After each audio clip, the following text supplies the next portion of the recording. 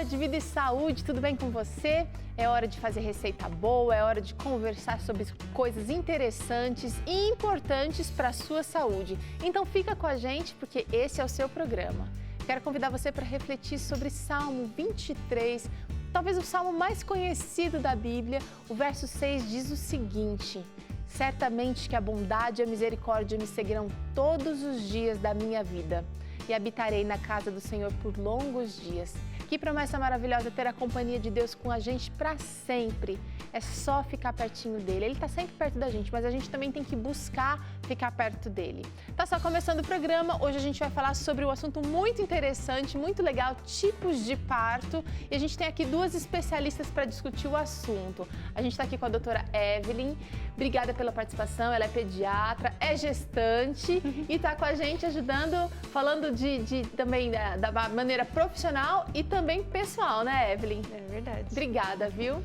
E a gente tem aqui também a Larissa, que é obstetriz, também é consultora em amamentação, já esteve com a gente outras vezes e vai falar sobre o assunto que ama de paixão, né? Muito. Ajudando as mulheres, as famílias a ter um momento tão especial como esse, que é o parto, que é trazer uma criança a este mundo, ou mais de uma criança, da maneira mais ideal e talvez a maneira que o Criador planejou e preparou para você. É uma coisa muito pessoal, muito exclusiva, mas quanto mais esclarecimento, melhor. Com certeza. Vai ter receita também aqui com a gente, olha, a gente vai fazer um pão rústico. Essa é uma receita saudável, uma receita nutritiva que você aprende daqui a pouquinho aqui comigo. Vamos aos ingredientes? Anota aí: 1,5 xícaras de farinha de trigo integral, 1,5 xícaras de farinha de trigo normal, branca, 2 colheres de bicarbonato de sódio, 1,5 xícaras de água filtrada, pode ser numa temperatura ambiente ou levemente morna, 1 colher de sopa de linhaça e 1 colher e meia, de chia, 2 colheres de sopa de suco de limão e ervas finas, que é uma coisa opcional. Você pode colocar alecrim, pode colocar outra erva, se você não tiver essas aqui secas. E vamos precisar também de sal e azeite, tá bom? É o que a gente vai usar nessa receita. Se não pode anotar agora, daqui a pouquinho acesse o nosso blog, novotempo.com/vida e saúde. Lá tem essa e outras receitas. Quando estiver por lá, aproveita para compartilhar. Coisa boa a gente precisa repartir. Lembra daquela prima, aquela vizinha, aquele amigo que gosta de cozinhar? Manda essa receita lá para eles também. Ó, vamos fazer o seguinte, a gente vai, antes de começar a nossa conversa que vai render hoje, a gente vai começar fazendo a receita. E aí, enquanto a gente se delicia com essa receita, a gente pode entrar no assunto que é maravilhoso. Acho que antes de qualquer receita de pão, a gente precisa pré-aquecer. Aliás, toda não, mas essa receita a gente vai aquecer o forno a 200 graus para massa crescer. Então, esse é um pão diferente. Normalmente a gente deixa crescer e aí depois amassa o pão de novo, enrola. Esse não, esse vai direto pro forno, tá? Vou deixar bem quente aqui. E a gente vai misturar. É simples a receita. Basicamente, misturar todos os ingredientes secos, com exceção do bicarbonato, a gente vai deixar por último. Então, farinha integral, farinha branca. Agora eu vou usar uma colher e meia de chia e 1 colher de linhaça. Pode ser a marrom, pode ser a dourada, tanto faz.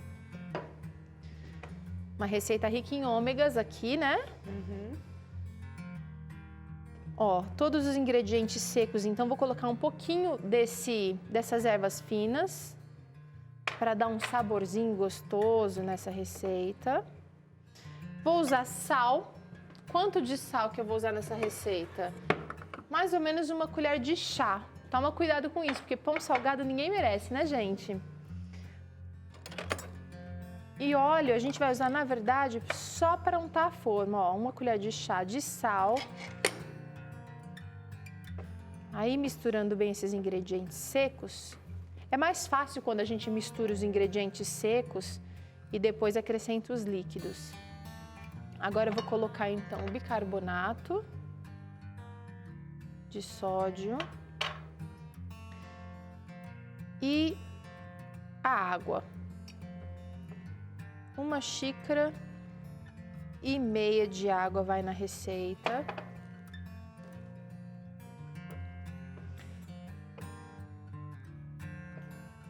Ó, vai ficar mais ou menos assim.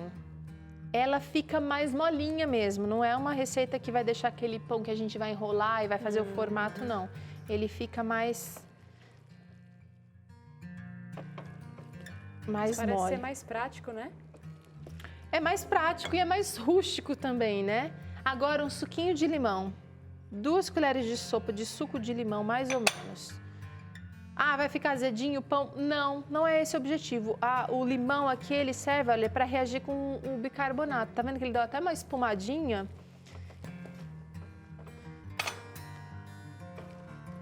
É uma receita rápida, então, para se fazer. Ah, chegou gente em casa, eu não tenho nada para servir. O que fazer? Essa receita é daquelas que socorrem a gente. Ó. Misturei bem. Então, isso aqui tudo agora vai para uma forma untada. Eu já tenho até uma forma antiaderente aqui, que já tá untada com óleo. Já tá? Não. Vou colocar um pouquinho de óleo. E a gente vai levar ao forno por mais ou menos 40 minutos, até ele dourar levemente, uma casquinha crocante por cima, tá o suficiente. Vou colocar aqui. Então, ó. E tá cheiroso.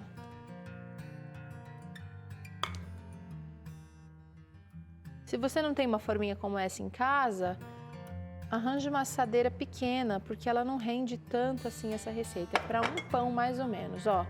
Colocou assim, eu vou fazer um desenho assim de um corte aqui no meio, que não tá funcionando muito bem não, só para uma gracinha aqui. Certo? Isso aqui vai pro forno, então, 40 minutinhos assando.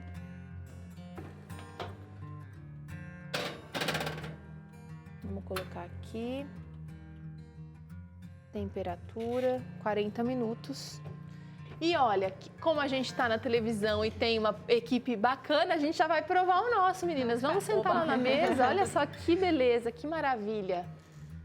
Provar com um patezinho, cream cheese vegano, ou uma geleinha sem açúcar. E a proposta aqui é um chá delicioso de maracujá, viu, Larissa? Amo chá. Ama? Amo. Então, por favor, olha, vou pedir para você. Claro. Maracujá, maçã e gengibre. Quero mostrar para você como é que ficou o nosso. Ele fica com uma casquinha mais firme mesmo, tá?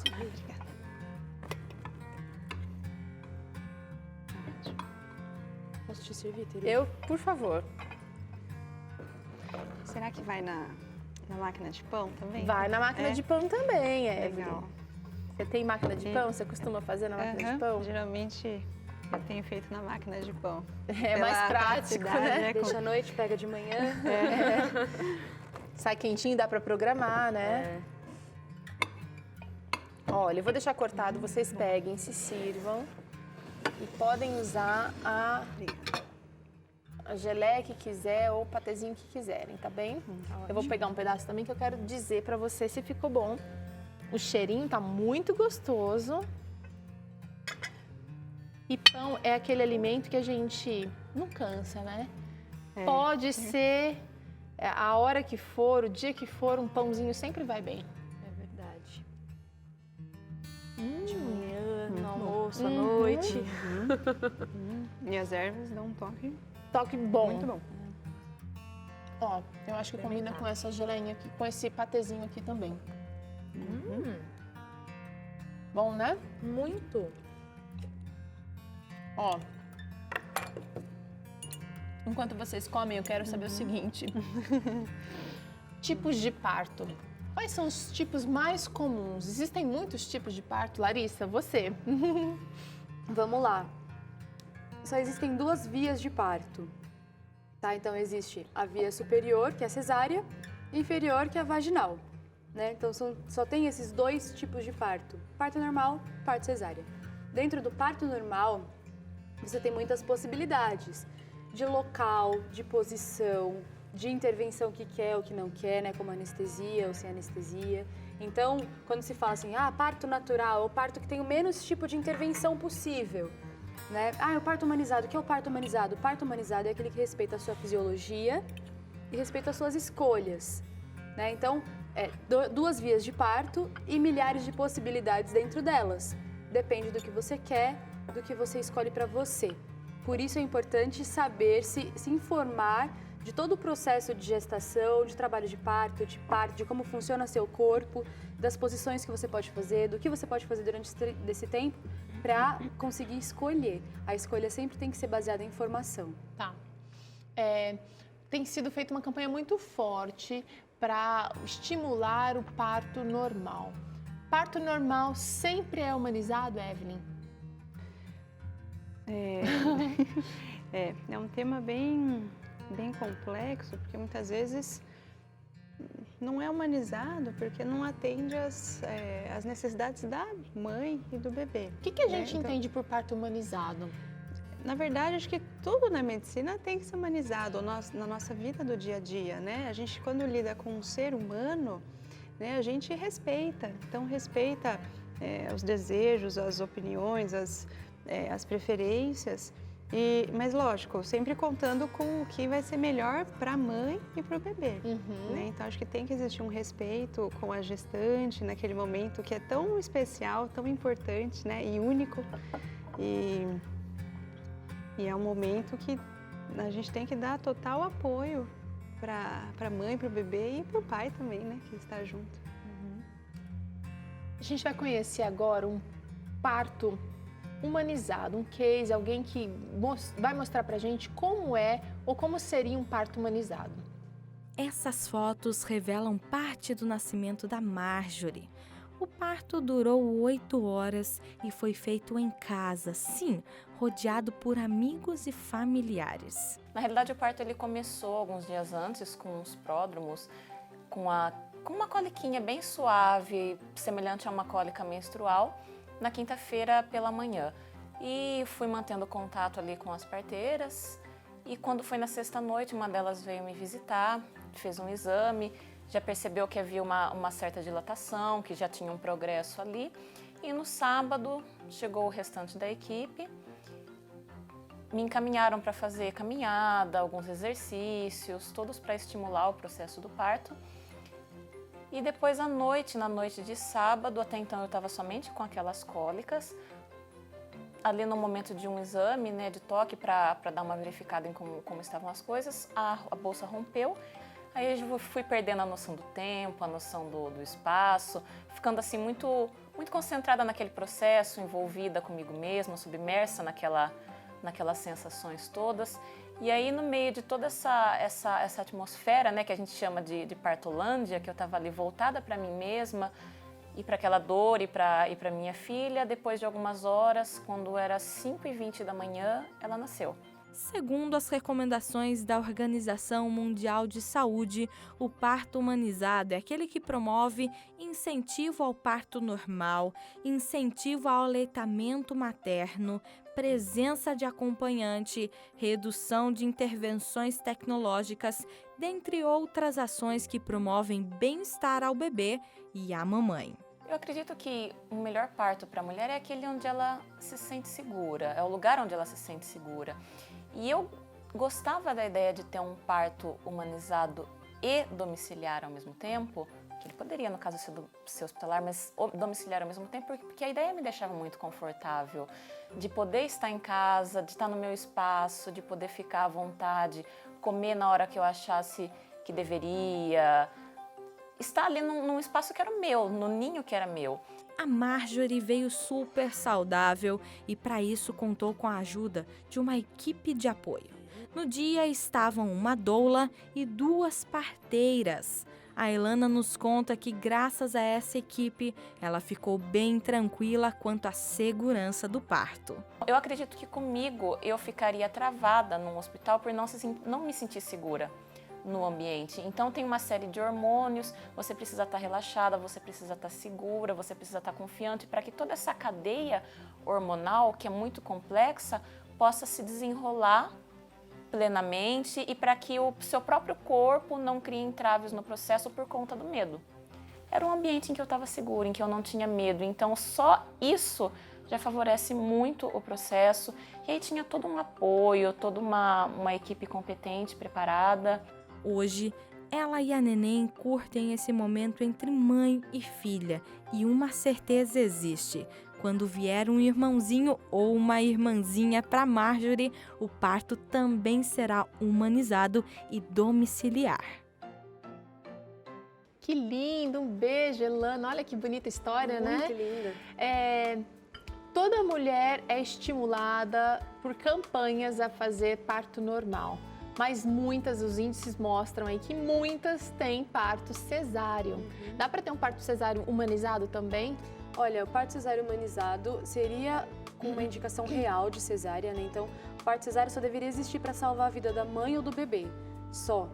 Nesses casos de ter que salvar a vida da mãe e do bebê através do parto cesáreo, sim, fazer da maneira mais humanizada possível, que é amenizando o trauma do bebê, trauma do nascimento, né? Então, o parto é um ritual de passagem. Você tem que amenizar essa passagem do bebê, essa transição do bebê, e para você também, mulher, que é uma transição de mulher e agora mulher e mãe, então tem que ser amenizado. E como amenizar? Durante a cesárea, pode abaixar as luzes, né? O seu ambiente ser tranquilo, o bebê vir direto para o colo da mãe para amamentar na primeira hora e não separar, a não ser que precise de intervenção com o bebê, né? Fazer algum tipo de intervenção, mas caso contrário, se o bebê nascer bem, ficar na mãe para fazer o aleitamento materno na primeira hora de vida, não separar até a ida para o quarto, descer juntos para o quarto. Então isso seria humanizar o momento do nascimento pela cesárea, só em casos de real necessidade. Uma cesárea eletiva, a gente não costuma chamar muito de humanizado, porque o bebê não escolheu o momento de nascer, você está escolhendo por conveniência médica marcando data e horário, mulher, marcando data e horário. Tá. Então, isso não seria a humanização do nascimento, né? Tá. Então, pensando na humanização do nascimento, se a gente mudasse a maneira de nascer, a gente mudaria a nossa sociedade. Isso, quem fala é um teórico francês. Ele fala exatamente assim: a gente mudaria a sociedade se a gente mudasse a maneira de nascer. Porque é um processo que é um trauma, o nascimento, e a gente precisa amenizar isso, criar vínculo com a sociedade, criar mais segurança para as pessoas no futuro. Muitas mulheres que fazem o parto normal não têm noção de tanta coisa boa que pode acontecer, Evelyn. Fala um pouquinho pra gente. Você estava falando um pouquinho sobre as bactérias, por exemplo. Sim, o parto normal ele tem muitos benefícios, tanto para a mãe, né, quanto para o bebê. Então, quando o nenê passa pelas contrações do parto, isso já prepara o bebê para o nascimento, para respirar, né, assim que nascer. Então, já vai ajudando a secar o pulmão, que antes é cheio de líquido amniótico. Então, os bebês que nascem de parto normal, geralmente eles nascem mais vigorosos, né, do que os bebês que nascem por cesárea, necessitam de menos intervenção respiratória, né, aos de parto normal. E fora que o canal vaginal, o canal de parto, tem bactérias, né? Às vezes a gente pensa nas bactérias como coisas ruins, mas não, são coisas boas. Hoje se sabe que são coisas boas. E o nenê passa, ele já vai sendo revestido, né, colonizado pelas bactérias, tanto por fora, depois por dentro, que vão ajudar, sim, no futuro a prevenir obesidade, a prevenir diabetes. Né? Então, a importância da flora da criança. E, por outro lado, quando nasce por parto cesárea, lógico que algumas vezes é necessário, né? Alguns motivos especiais, o nenê já, pelo contrário, não é colonizado pelas bactérias da mãe, mas sim pelas bactérias do hospital. O que corre mais risco, então, risco de outras infecções. Bom, é o seguinte, antigamente a gente via pouquíssimos casos como o da Elana, mulheres que optaram por fazer o parto em casa. Antigamente não, vamos falar aí num passado meio... passado curto. Presente. Isso, recente. Mas tá na moda hoje a mulher escolher o local. Ela falou várias vezes ali que ela se sentia segura, que ela queria um ambiente em que ela ficasse à vontade. Mas a coisa não é só assim, a ideia não é só romântica. Tem um plano de parto que existe, tem profissionais ali acompanhando. Fala um pouquinho pra gente sobre esse plano de parto. Tem casos e casos, né? Você pode fazer o seu parto ou em casa, ou numa maternidade, no hospital, ou então em casa de parto, que existem pouquíssimas. Em São Paulo tem uma casa, a Casa Ângela, né?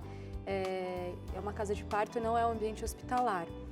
Mas o parto ele tem que ser escolhido com base no risco calculado do pré-natal. Tá.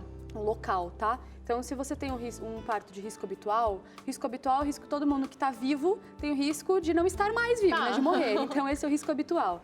Se você tem um pré-natal de risco habitual, bem controlado e muito bem acompanhado por quem vai fazer seu parto, você tem condições de ter um parto domiciliar, Tá. né? Mas tem que ser... Que uma profissionais equipe estão envolvidos aí nesse processo, nesse Larissa? processo. Aí depende da equipe que você vai contratar, tá? Mas todos os profissionais que atendem parto domiciliar têm que estar bem preparados, para dar assistência para a mulher e para o bebê nas primeiras horas de vida. Saber identificar risco para uma possível remoção, se acontecer, se for o caso, que é pouco que isso acontece, mas pode acontecer. E para dar os primeiros socorros ali também no local. Ter equipamentos e preparação teórica e prática. Um plano Isso. B. Agora, o plano de parto que a gente prepara durante o pré-natal descreve sobre todo o processo de trabalho de parto e parto, inclusive assistência para o bebê, o que quer e o que a mulher não quer. Então, ela vai falar, olha, eu gostaria que no meu trabalho de parto eu ficasse livre para me movimentar, não quero que me prendam na cama, eu quero ter liberdade, eu quero poder comer, eu quero poder beber a hora que eu quiser, não quero intervenção sem real necessidade, não quero que acelerem o meu parto sem necessidade. Então, ela vai descrever nesse plano de parto o que ela quer e o que ela não quer. Plano de parto nada mais é do que os desejos da mulher baseados em evidência científica, porque quem orienta o trabalho, fazer o plano de parto, sabe sobre as evidências científicas e vai ajudar, vai auxiliar isso é importante. para fazer, né? Para redigir. Nessa elaboração. Exatamente, na elaboração. Importantíssimo que coloque as evidências, tá? Então, baseado no manual, indicado pela Organização Mundial da Saúde, tudo tem que estar embasado, porque quando você apresentar esse plano de parto para o profissional que vai te atender, ou se for com plantonista, por exemplo, no hospital, você apresenta isso, ele vai entender que você não está falando qualquer coisa, né? Você está falando porque você conhece, você tem conhecimento sobre aquele processo, então tá ali. E aí também tem muitas mulheres que já vão até o cartório, fazem o registro, e aí elas assinam, o parceiro assina, né? Quem vai ser o acompanhante assina, leva para o hospital, aí o médico obstetra assina, o pediatra que vai dar os primeiros atendimentos para o bebê também assina, para todo mundo concordar com aquilo e falar, ok, na medida do possível, nós vamos seguir o seu trabalho de parto. E é importantíssimo também colocar que qualquer coisa que for fugir do plano de parto, que a mulher seja informada e ela tem que dar autorização para que faça um procedimento. Tá. Isso ainda está caminhando no Brasil, são pouquíssimas as mulheres que fazem como a Ilana fez, mas existe uma campanha muito forte para que isso aumente, porque é a maneira natural de fazer as coisas. Vamos falar um pouquinho sobre mitos e verdades. O cordão umbilical no pescoço do bebê preocupa tanto as mulheres e as pessoas. Por que motivo, sendo que o oxigênio não está passando pelo pescoço do bebê naquele momento? Fala um pouquinho, Evelyn. O cordão, ele tem uma geleia, então que Deus fez assim para proteger os vasos que tem dentro, né? As artérias, a veia. Então essa geleia já protege em si, como um fio de telefone, né? Mais Encapado, maleável. tá. Então, o problema não seria o próprio pescoço em si, mas seria o nó verdadeiro de cordão, né? No caso. Mas realmente o medo é maior. Né? Por exemplo, se a criança tem uma circular de cordão, isso não impede que a criança nasça de parto normal. Tá. Não nasce pior porque tem circular de cordão, de jeito nenhum. Então, durante a gestação, o cordão pode estar enrolado no pé, no braço, o bebê aperta, né? E aí a gente só se preocupa com o nascimento, então nasceu enrolado no pescoço, não vai asfixiar o bebê, né? Porque eu acho que isso que ronda, fica no imaginário. Vai asfixiar o bebê das mulheres, né? Tá. Realmente, então é um mito, dá para trabalhar isso aí. Outro mito ou verdade que eu quero saber é a dor do parto é insuportável. As mulheres que falam que não querem passar nunca mais por essa experiência. Por que algumas sentem tanto essa dor, outras não sentem tanto? Eu acredito que a dor, tem estudos, né? A dor é subjetiva, ela é interpretada. Então, à medida que você tem mais informação e sabe do que vai acontecer com você, você se prepara para aquilo, para o evento. A sua ansiedade diminui e a sua percepção da dor também diminui. Então, Então você percebe que muitas mulheres que falam que sofreram, que foi horrível, que odiou o parto normal porque doeu demais, são mulheres que não foram preparadas para aquele momento, não sabiam o que ia acontecer com elas. Ou foram preparadas Chegaram- da maneira mais assustadora possível. Você Também. se prepara que você vai sofrer. E aí chegam na maternidade, assim, e agora? O que vai acontecer?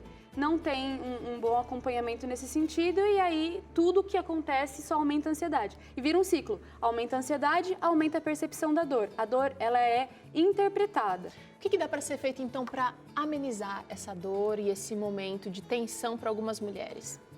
Primeiro ponto, empoderamento. Né? Durante todo o pré-natal, a gente já deveria ter isso nas escolas, né? Antes. A mulher No é trabalho, capaz de a mulher dar é conta desse momento. Todas. A gente no Brasil, nós mulheres não perdemos a capacidade de parir, a gente perdeu a consciência da capacidade, mas a capacidade não. Tá em tempo, gente, de resgatar Vamos isso aí. retomar essa consciência. Tá. Primeiro ponto, então, é o empoderamento. Resgatar a consciência da capacidade de parir. Segundo ponto são as alternativas não farmacológicas ou até a farmacológica, que é a anestesia, de alívio à dor. Tá. Né? Então, as não farmacológicas seriam o banho quente, o ambiente, a preparação do ambiente para diminuir a ansiedade, banho quente nas costas, massagem, né? Movimentação livre, ou alguns artifícios, né? Como bola, o cavalinho, a banqueta, tudo isso para você se sentir numa posição confortável. Então, sentir-se confortável no ambiente que você está. Tá? Então, essas são as alternativas. Existe também a acupuntura, só que os hospitais não permitem a presença de um acupunturista para analgesia, né? Tá. Então, mas existe. São opções, são opções. Olha, com certeza o assunto tem muita coisa para ser explorada, mas eu acho que o mais importante é você procurar informar-se. A gente percebeu que a Ilana estava informada certa do que ela queria, ela leu, ela pesquisou. E às vezes você não vai fazer isso sozinho, você vai precisar de um profissional que vai te ajudar a escolher a melhor forma de realizar esse sonho, esse momento da sua vida. Eu quero agradecer a participação de vocês duas aqui no Vida e Saúde e a gente conta com vocês novamente em outros programas. Ótimo, obrigada. A gente se encontra no próximo Vida e Saúde. Faz a receita, o pão ficou maravilhoso e até o próximo programa. Tchau!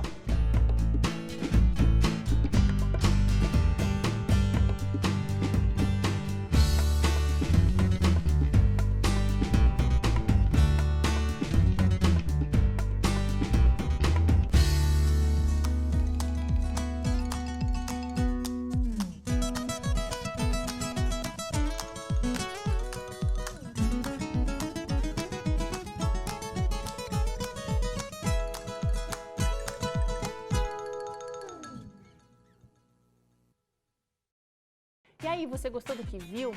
Quer mais conteúdo exclusivo como esse aqui? Então acesse aqui e se inscreva no nosso canal. Vai ser muito bom para você.